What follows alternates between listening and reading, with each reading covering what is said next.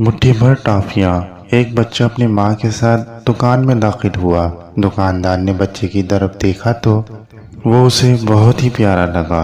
دکاندار نے ٹافیوں والا ڈبہ اٹھایا اور کھول کر بچے کے سامنے کر دیا۔ بچے نے سوالیہ نظروں سے دکاندار کی طرف دیکھا تو دکاندار نے کہا، بیٹا آپ اس میں سے ٹافیاں لے لو۔ بچے نے انکار کر دیا۔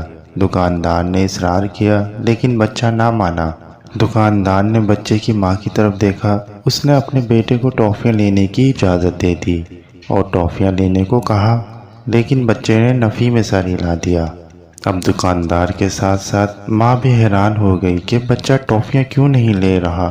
آخر کار دکاندار نے خود ڈبے میں سے مٹھی بھر کے ٹافیاں نکالی اور ہاتھ بچے کی طرف بڑھایا۔ بچے نے فوراً ہی ٹافیاں لے لی اور خوش ہو گیا۔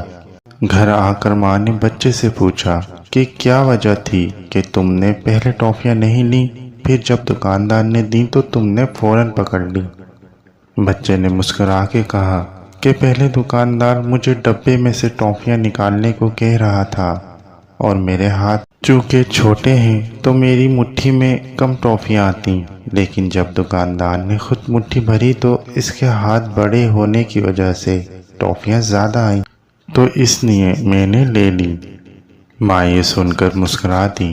اس کہانی سے ہمیں یہ سبق ملتا ہے، جب ہم اللہ سے کچھ مانگتے ہیں تو سوچ کے مطابق مانگتے ہیں، لیکن اللہ ہمیں اپنی شان کے مطابق عطا فرماتا ہے، تو ہم اللہ سے اس کی شان کے مطابق مانگا کریں۔